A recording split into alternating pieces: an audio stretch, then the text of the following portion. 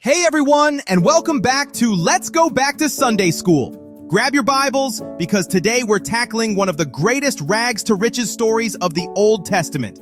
It's a tale of betrayal, false accusations, and a dramatic, sudden promotion. All because one man, Joseph, refused to let his circumstances shake his faithfulness to God. Joseph's journey wasn't a straight line. It was a grueling, harrowing ordeal. But at every step, even in the deepest pits, his character and trust in the Lord shone through.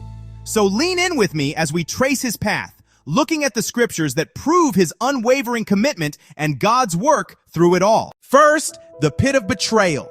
Joseph was sold into slavery by his jealous brothers, as we read in Genesis 37:28. This reveals God's sovereignty.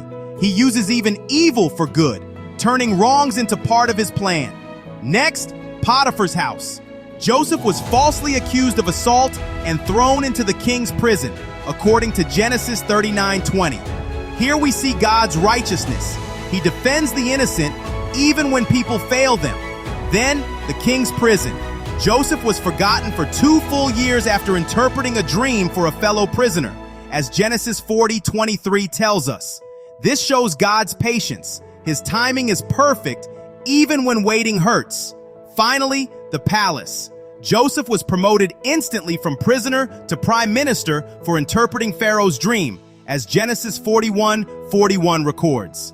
This demonstrates God's providence. He provides and exalts the humble at the right time. Notice something incredible in Genesis 39:23.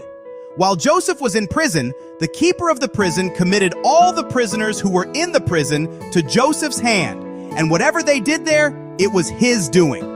The keeper of the prison did not look into anything that was under Joseph's authority, because the Lord was with him, and whatever he did, the Lord made it prosper.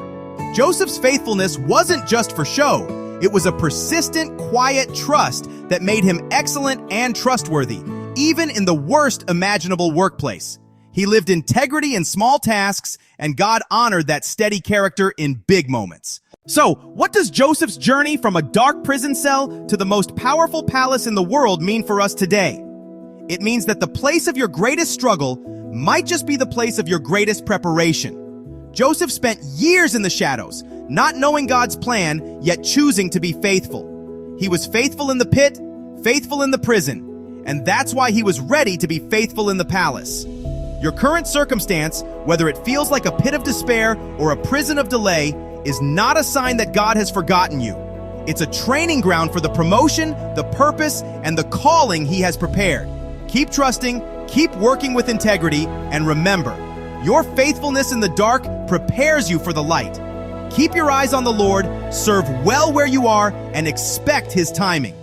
Thank you for joining us today. Hit that like button, subscribe, and we'll see you next Sunday.